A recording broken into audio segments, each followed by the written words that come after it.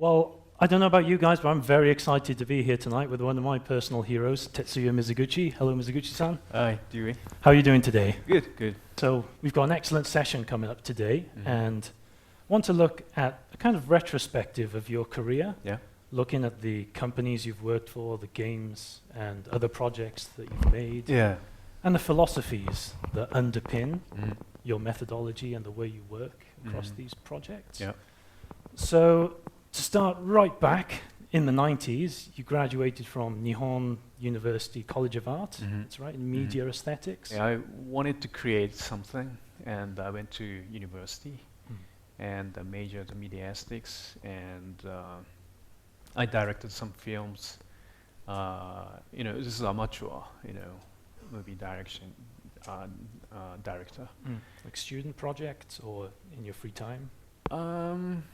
Yeah, this is the free time. Yeah, and I love the music, and so I directed some music video for my friends' bands, and but I didn't think about the game very seriously.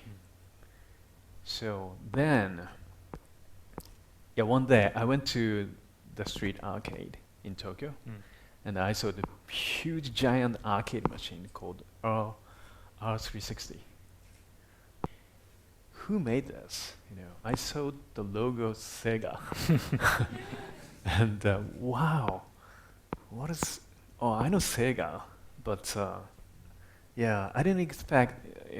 I want to be a game designer or something.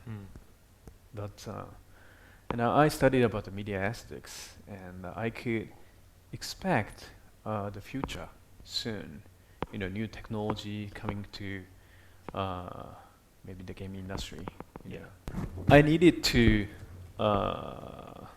study what is a game, and I spent 3 years to study about the game mechanism, and but we have no science. We had no science that kind of the game mechanism. We have nothing. There's no formal... Yeah.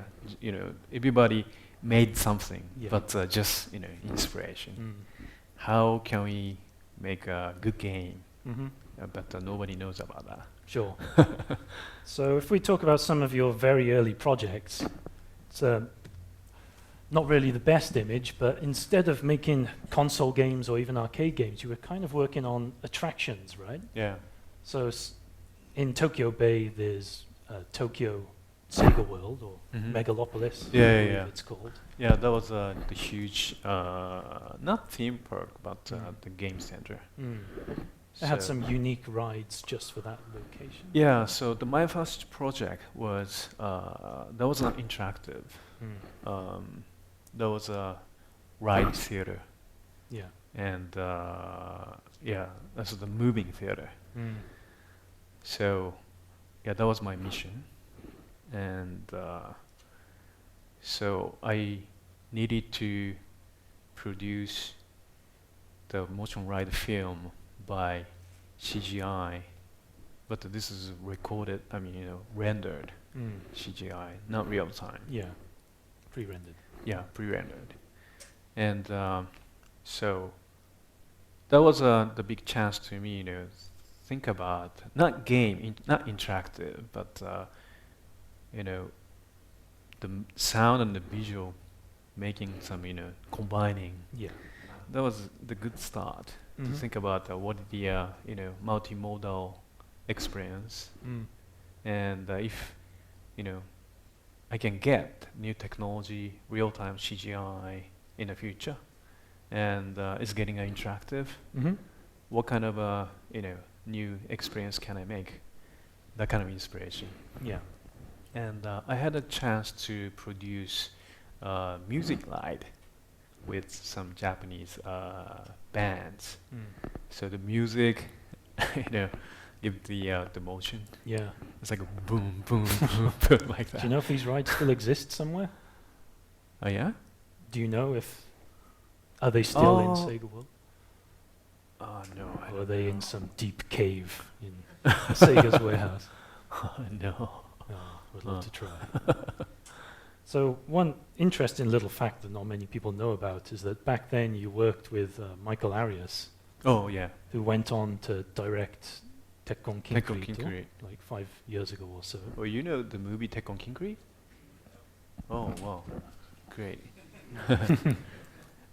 Director, he's a Michael Arias, and he's my very good friend. And I met him in 1991 in U.S., Massachusetts, and he was the motion right programmer, not CGI creator, artist. Not even a director. No, just programmer. And he just graduated New York University, and I had a mission, I had to make the CGI movie with the motion, and I talked with him, I have that kind of concept, and come to Japan with me and create a new thing. And he was so excited. Okay, let's go. Go to Japan, and we had 2 years project.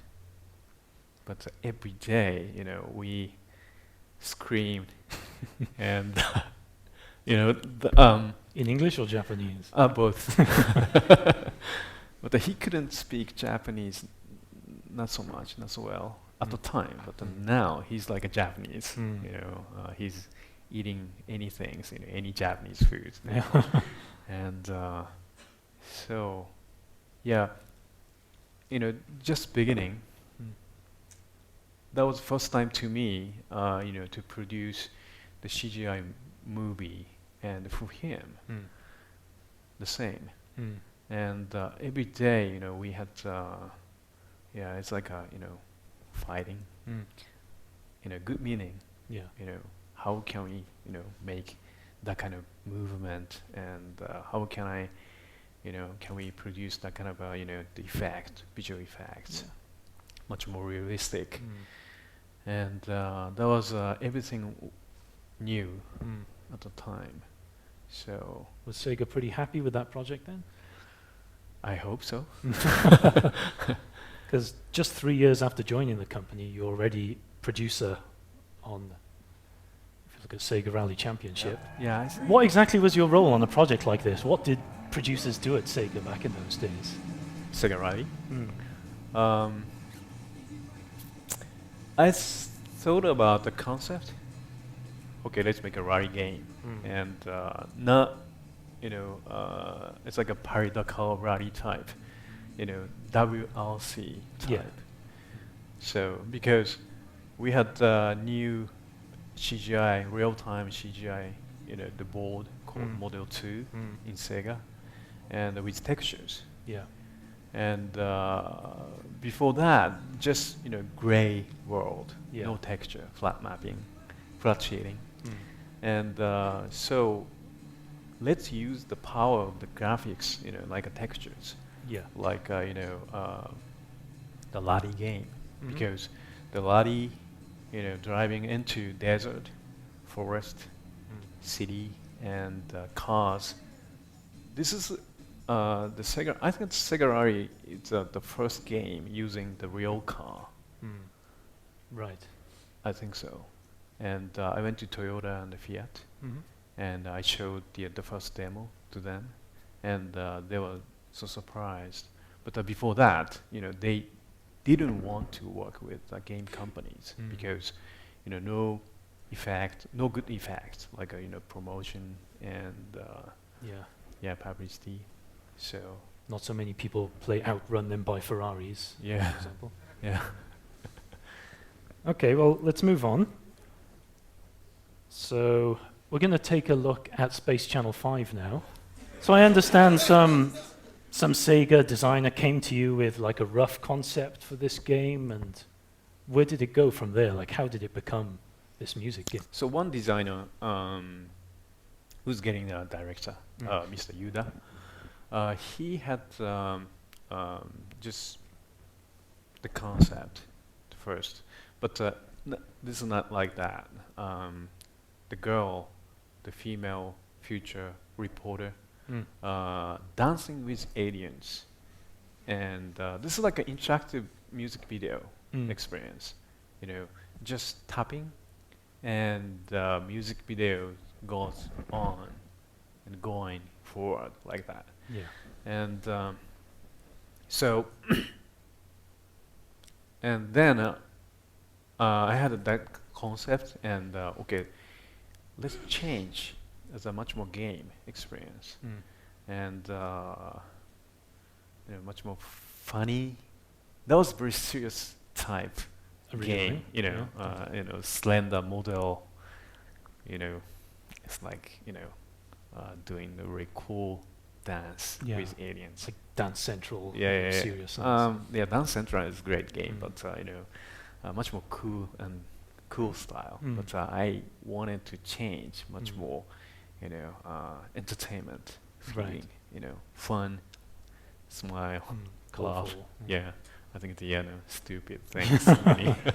And so I wanted to put the many kind of jokes, and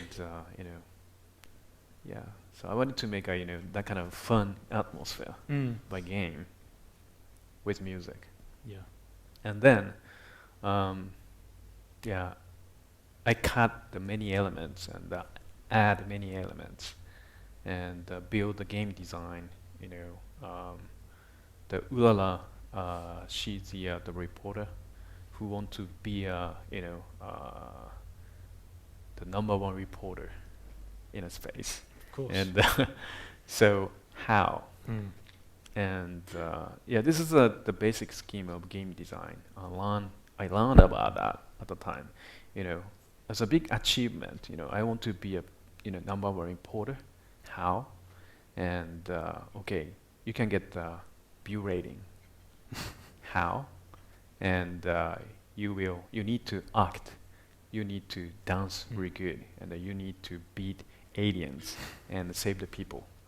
And if you save the people, everybody getting a cheer, and the music getting the gorgeous, and the director is getting the cheer. Oh, good, ooh la la, go, like that. Yeah. And how can I build? How can I make that kind of chemistry? The game design and the sound effects and the dialogue and the dance and it's the making the huge fun chemistry. Yeah. Yeah. So, but we needed to divide everything and building the right way. Mm-hmm. So, it's really that was really difficult. Lots of but, scratch and build. Yeah. But that was really fun. So if I got some dialogue from director, Mm. good, ooh la la, go, like that. And it's getting, oh, I'm really good, like that. But timing is very important, Mm. everything, Did something, you get some accomplishment, or I did, and the dialogue coming, Yeah. oh, I'm, much more feel good. Yeah. Feeling It seems to better. have that sense of flow to it. Yeah. Right. The rewards keep on coming, and Yeah. the user never leaves the experience. Yeah. So each element making the very clear chemistry. Mm. So I learned a lot. Mhm. I learned a lot by this project. Cool. Yeah. The era that Space Channel 5 was born into. And we've got a board up here with a bunch of Dreamcast first-party Yeah. projects, all of them new IP. It was just incredible for me at the time, seeing a console where Sega seemed to be taking so many creative risks. Mm-hmm. But there's some that aren't even in there, like Seaman, just completely bizarre IPs. Oh. And some people are thinking, what are Sega doing? Mm. But many of these games have gone on to become classics in a way, and you can see Sega re-releasing IPs like Jet Set Radio now. What was the culture like in Sega at that time? Was there like this feeling of, let's just give the producers and directors freedom to make their own ideas, or Mm-hmm. what was going on? I remember, the big cultures, like, arcade culture Mm.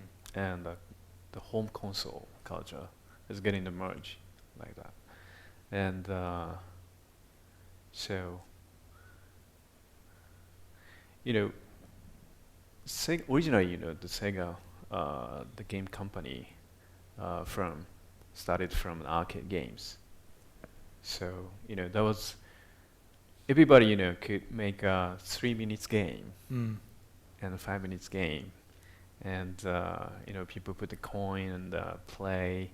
It's like a plug and play and plug and play, And so,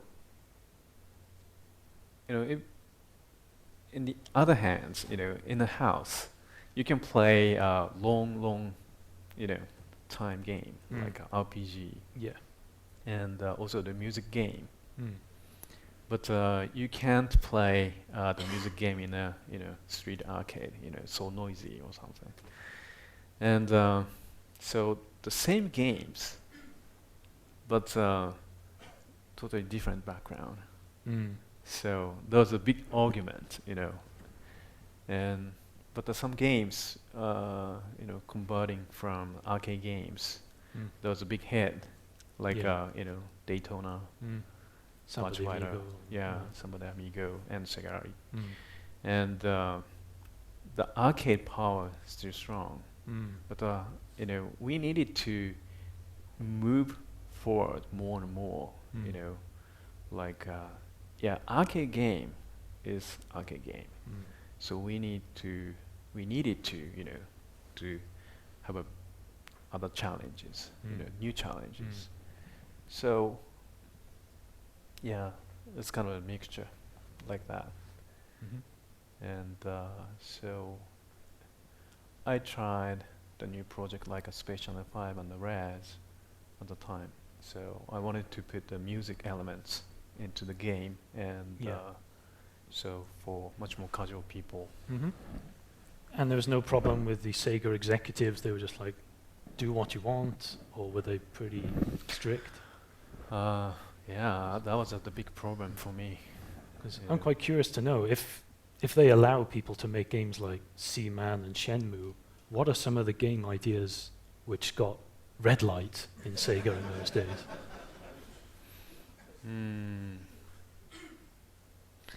So some people, like executive board members, had a big argument all the time.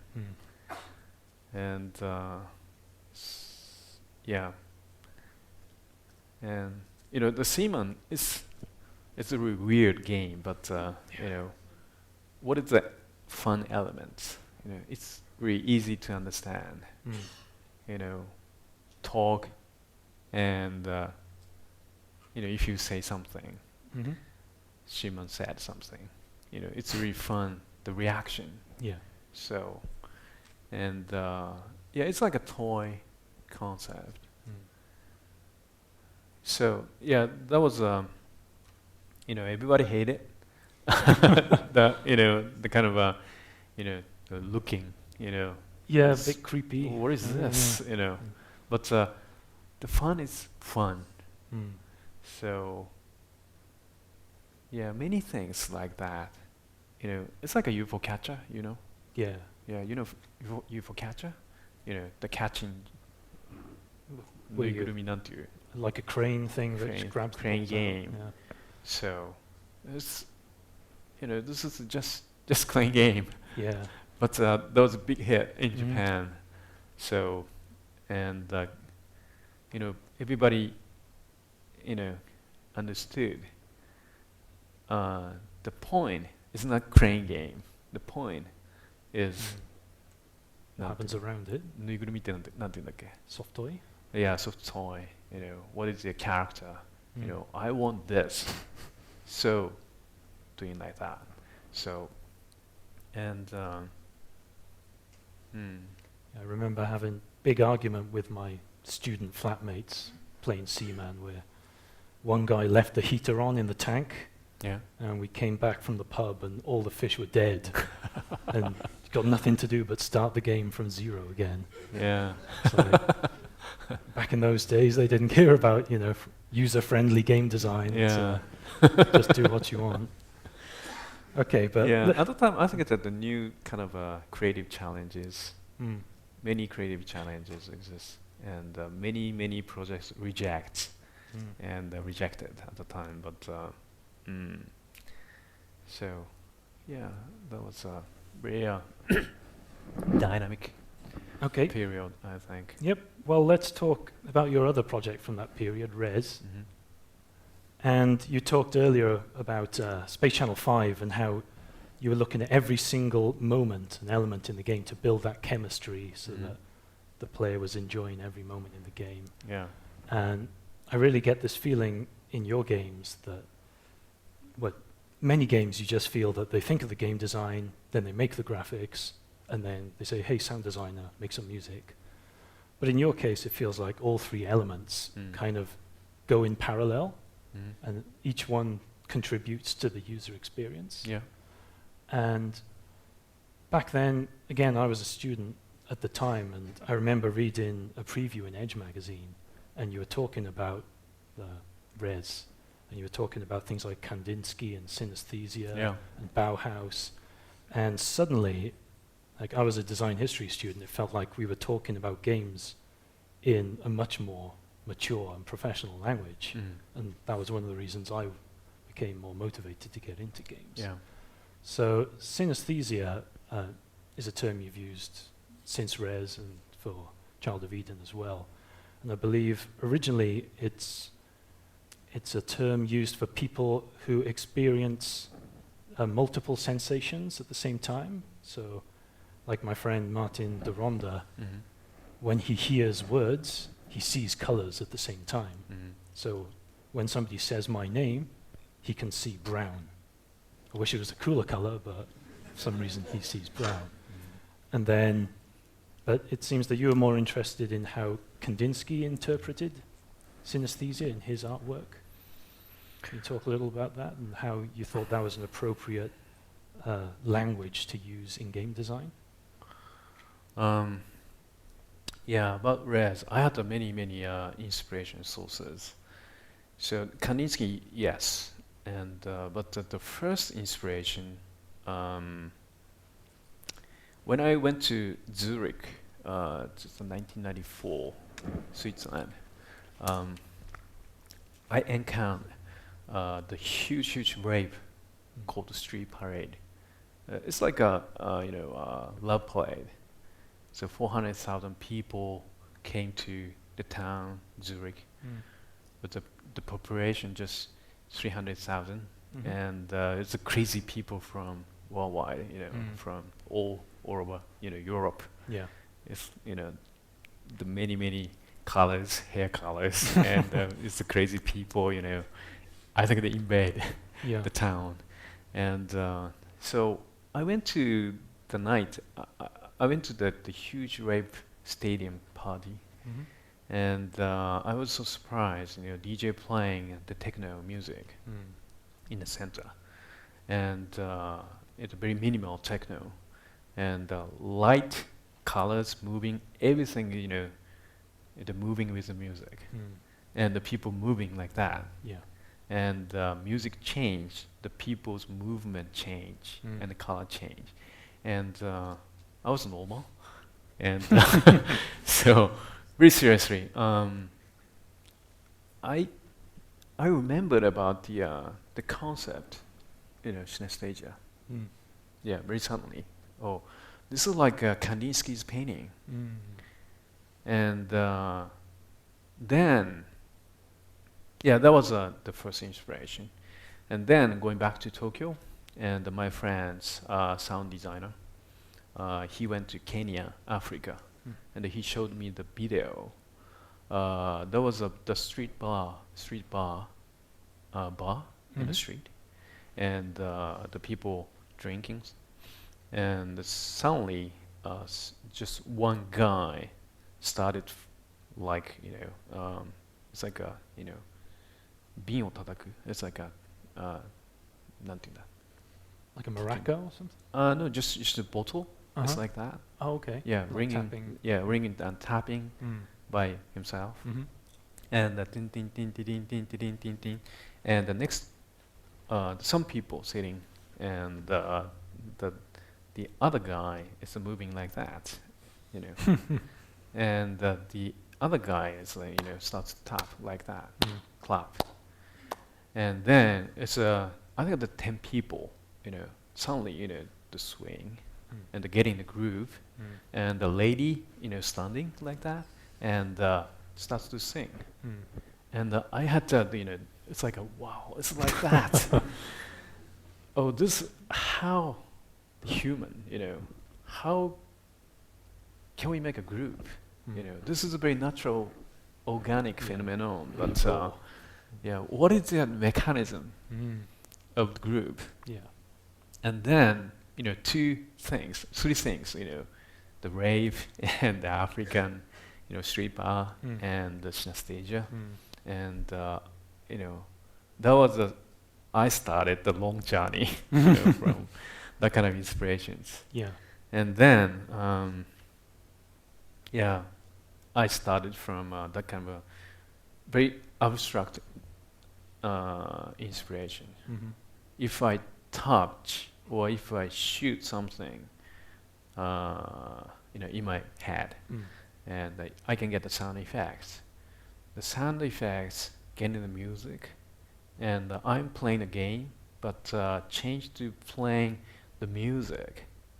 So if I feel really good, not only fun, what kind of game? What kind of game? What kind of game? You know, and so, but the first is so fuzzy in my mind, Yeah. and I always had my controller, but nothing, and it's like that, you know. So, and but I had the image like if I do this, I can get that kind of sound effects and the moving and the visual effects. It's getting the music, everything is getting starts to react and making the chemistry. But how? So, and I started, you know, to test. With your team? Yeah, it's a very small team first, and scrap and build with very small visual patterns, no decoration, the simple sounds like beep sounds, because I needed to check, you know, without that kind of decoration, if you feel, oh, this is really little bit, I feel good, or good and fun. If I put many things, it's getting much more, you know. So added feel layers. good. Yeah. Very powerful. So that kind of a, you know, yeah, test I did a lot. I think many people might look at something like Res and think, oh, it's wireframe, it's, you know, it's like Afterburner or Space Harrier, it's really simple. But as someone who's worked in games which have a heavy connection to music, I can tell anyone it takes so much work to make sure every moment is synchronized correctly with the music and the visuals. So I think even today, Res stands the test of time as a very high quality title. Thank you. Okay, well, we've got to move on. So, a very sad era. We saw Sega pull out of the hardware business. United Game Artists, your division, was closed, and you left Sega and formed Q Entertainment with Sumi-san. That was a very chaotic era for you, I'm sure, but did you feel it was the best move for you at the time? Yeah, I think so. So I needed my you know, the creative space, and you know, the Sega is the big company, and so they had you know, Sega, they made the big decision, and I needed the creative freedom. So that's no doubt, you know, just okay, let's go, and yeah, that was very easy, you know, quick and a clear decision. Yeah. For me. And of course, with Utsumi-san also being a fluent English speaker, it seemed that from the start you had strong connections, not just with Japanese businesses, but with overseas ones too. Yeah. So if we look at your first couple of titles, Yeah. Lumines and Meteos, Mm-hmm. again, I believe these are XBLA versions, but the original Mm-hmm. Lumines was a launch title for PSP, of course, and Meteos a launch title for DS as well. Not launched, Mm. but the PSP Lumines, there Yeah. was a launch title Mm. on PSP worldwide. Yeah. So I feel with Lumines we can see a very strong progression from Res, so similar kind of feeling of chemistry and the music building and quantizing Yeah. and things like that. What was your thought process here? I left Sega, and then when I established the Key Entertainment, and the Sony at the new announcement at the time, you know, Sony will produce the new handheld, and when I saw that, oh, this is like a interactive audiovisual Walkman. Mm. So what kind of interactive the game or the music experience, music visual experience interactively, Yeah. and so yeah, that was the first time for players, handheld with headset and playing the game, playing the music. So and I think the Res is too deep, as an experience. Too So core, maybe.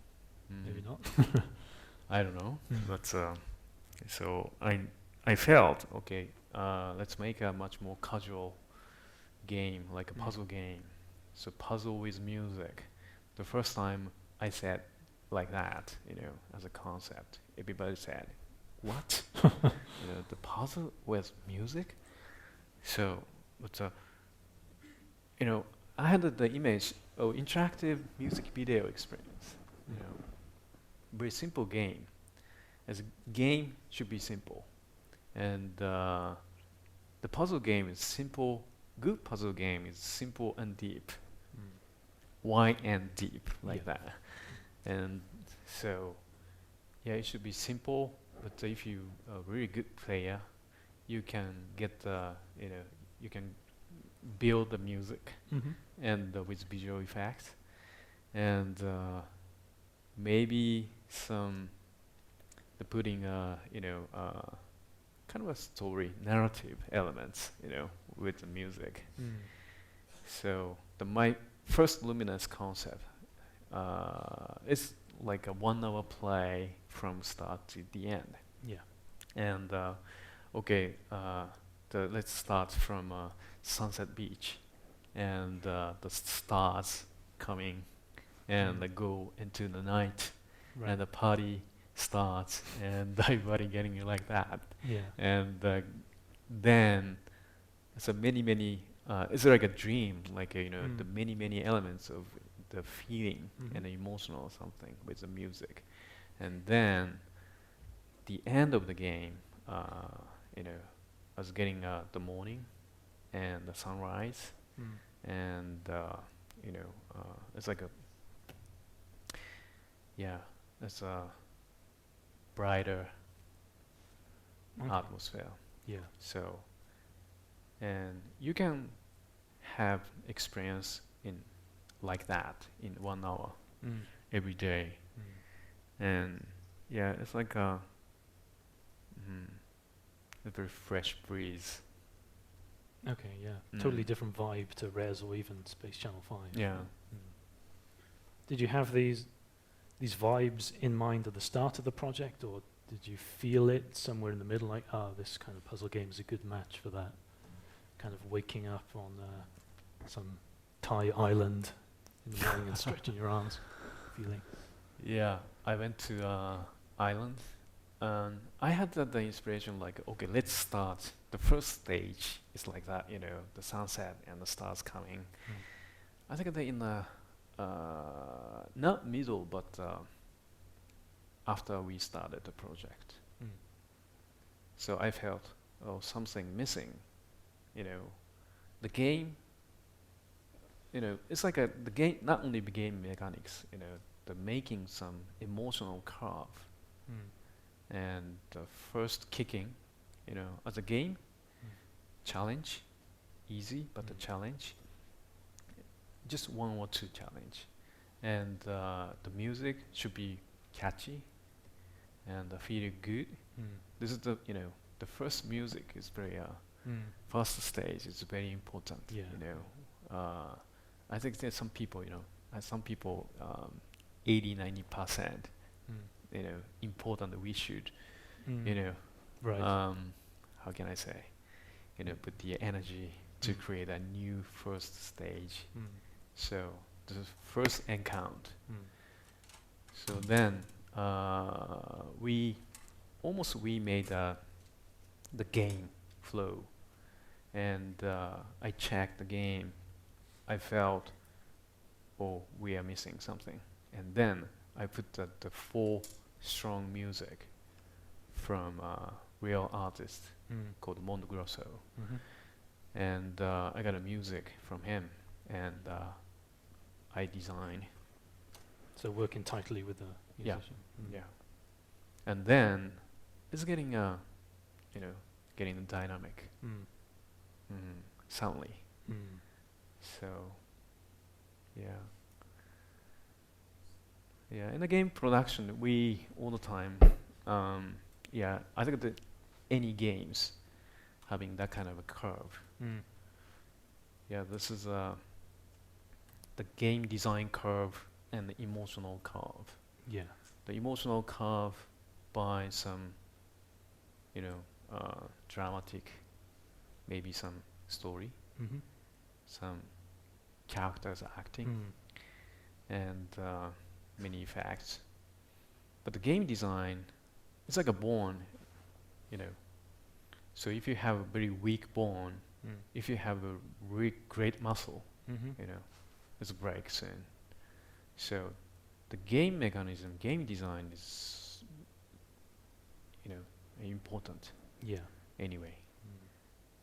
Yeah, it's like a black and white game. Pong, breakout. Every game has a great mechanics, and the first games, no needed story. Yeah. Yeah. Do you think if you were the producer of Pong, you would have tried to work some emotional curve into it? Yeah, it's a big challenge. I want to touch. Yeah, I wanted to remake Breakout a few years ago. So Maybe when you wanted to leave Sega. yeah. Okay, well, let's move on. So, what have we got next? Yes. So if we can just lower the volume for a second. Next, you took a bit of a sidestep from, 100% games to work on this music project that you labeled Heavenly Star. Surprised a lot of people in the industry, but if you look at your entire history, it seems like something maybe you always wanted to do, to work more directly and hands-on on the music side and the artist side. Yeah. Can you tell us a little bit about that? Yeah.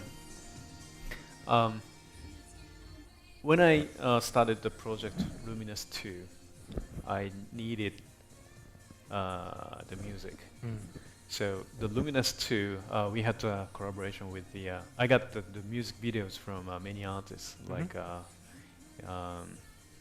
Gwen Stefani and the New Order, and it's many artists anyway. So 20 artists, and you can play Lumines and the background, the music video is moving, and I needed the one song, one music, like it's very positive and feel happy. So, and this is like an emotional curve. But I need this type of music, but I couldn't find. So make it yourself. Yeah. The music is it's a very unique form. This is chemistry. Major and the minor. So, I think that every music has the both. major and minor. And yeah, this kind of type of music is the major like that, Yeah. you know. But it's really difficult to make. And so that was the big challenge. And I have a friend who is a music producer, Kenji Tamai. He's the music producer in Japan. And I talked with him my concept. Well, I need to get the new music and feel very positive and positive feeling and happy feel. And then, you know, the global, you know, type of music. Yeah. So, and then we started to project, to produce the music. This is Heavenly Star. Yeah. So, and I wrote the lyrics, and then I had the concept, you know, no nationality, the female singer, no nationality, and singing from future 30 years later. So, and yeah, her name is Lumi. So, and Well, she's actually two actresses, right? Huh? She's actually two different people blended into one. Or was that just the voice? Yeah, so we blended the 3 females voice first, and they're using Pro Tools. And yeah. I think you should have put your voice in there too. Why? Just very quietly. No happiness. Yeah. Fair enough.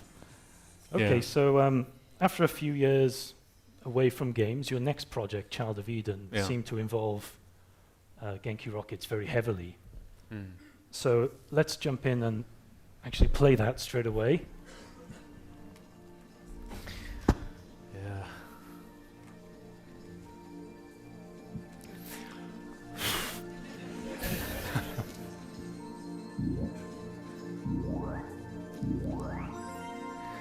So okay, let's. I play the Revolution Archive.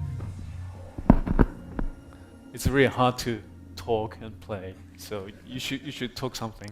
I play. I want to concentrate. Thought I had time to relax there. So I get a feeling in this game that we got a definite continuation from Res, but the vibe is much fresher and organic, and we've got this sense of a cosmos instead of being inside a computer. I feel this kind of reflects the way you've matured as a creator as well. Like, did you feel it was important to make something which felt more positive now? You asking me? Yeah. Something? This game's harder than it looks. Let's just pump up the volume and watch you play. Yeah. Thank you.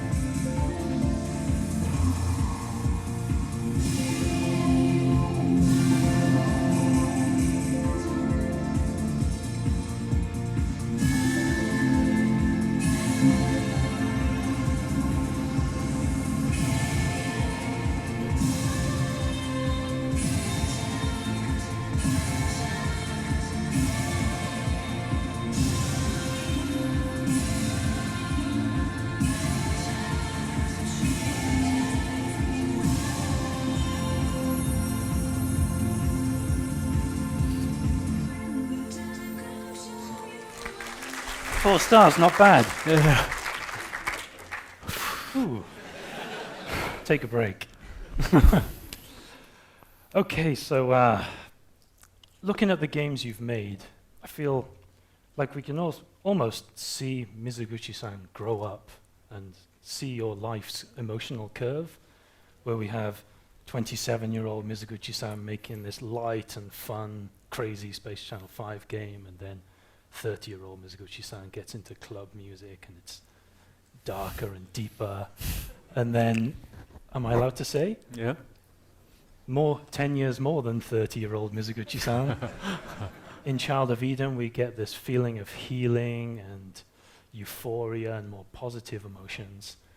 Makes me really interested to see what will come from you 10 years from now, and where your arc and your taste in media and art will take you next. It's a really tough question. I'm not sure if there's even a question. It's Yeah. more of a statement. Yeah. But I get this feeling almost like games is just one part of you, which is a way of realizing certain artistic goals, and that maybe you're pushing to explore other things as well. Like, can you talk about some of the things you want to explore in the future, or themes which are interesting to you now, Yeah. which move beyond what we experience in current games? So, I'm always thinking about. I majored in media aesthetics in university, and the media aesthetics is like the thinking about the human wants and the instincts, and unconsciousness, and everybody human being wants to your human wants externalizing that kind of wants and instinct through the human senses and the human body. This is the history of media and product, all product. And if you feel fun, you have reason something. If you feel good, you have reason inside. And if you want this, we have reason. So, and I think that I use that kind of method into the game design and creating the new experience. So, what is the feeling good for everybody?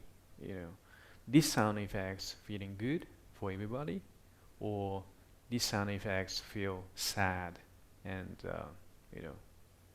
feel negative, and that kind of making the feeling.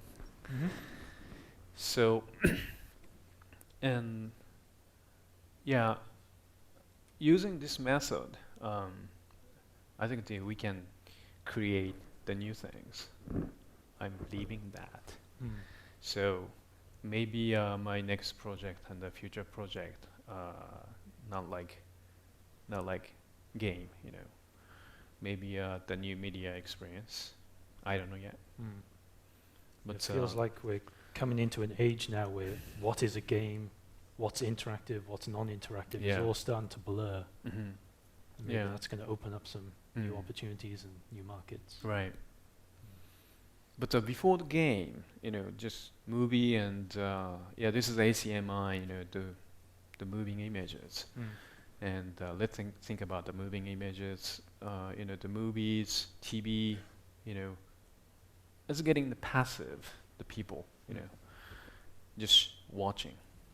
But the game changed, interactive, and people getting active. And the internet too. Yeah, of course. And this era, the people, satisfied that kind of wants. I want to do something, or I need some accomplishment. So, and then, before the game, I think the people had some accomplishment, try to have some accomplishment in another way, I think. So then the people can get that kind of achievement instinct through the game. And then in the future, I think the game is changing to some, I think the internet technology and the cloud technology changing a lot now. Now we are in a period like a transition timing. So, and I don't know, I don't know what is the next by myself, but I feel some sign and some in a society like do you know the Vocaloid? Do you know Hatsune Miku? This is Vocaloid technology, and Hatsune Miku is like a character, but people watching that. But essentially, what happened in Japan? The people making the music and writing the lyrics, and Vocaloid is a singing technology, and female character or many type of characters can sing your lyrics with the music by playing the keyboard. Yeah. And we enjoyed listening to music long time and playing the music, and somebody could make the music, but then now it's getting easier to make a music with lyrics, with the voice. So the people trying to connect, okay, I'm writing lyrics, please make a music melody on the web, in a cloud, and the people talking each other and uploading the music, and then somebody can buy the music on iTunes immediately. And I think that kind of a sign showing the new future. I think the kind of democratization of creativity. Yeah. And people want to create something, and people want to customize many things. So in the game, the people start to customize many things, and playing each other on the net. So I think there's some creative people, feeling sad, oh, I made the world, 100%, like, I'm like a god. So, but I think that the people want to have fun by themselves. This is everybody had that kind of, the wants and the instinct, and some product game, maybe some product coming, and the people moving to this. And this is really, this is nature for human being. So, and then, this is a mediastics approach. So I'm thinking about the future now. But so do you feel almost like your role is to empower normal people to experience this creative democratization? Maybe yes. Or, I love traveling. The traveling, it's really fun because, you can expect, and you can't, design a whole, complete trip. Yeah. So you have good thing and the bad things, and accidents and serendipity, Yeah. So if, I can touch something, as an experience, it's like that. It's really fun. So now I can feel that kind of experience into the game now. But I think that the other things with the game method, maybe I will move as a player or as a as a player. Okay. So I think this is a very natural thing. So, and this is a reason I don't care about the genre. About Genre. genre? Yeah, genre of the game. Mm. So, oh, this is a music game or shooter. Yeah. I don't care about that. Just Yeah. details. Yeah. So, marketing people hate that. Mm. This is a music game or shooter. Mm. Both. And neither. Oh, yeah. Yeah. So. Okay, well, I think on that extremely deep topic, Mhm. that's the end of my questions for tonight. Sure, I sure. want to thank you very much, Mizuguchi-san. Thank you. It's been a pleasure.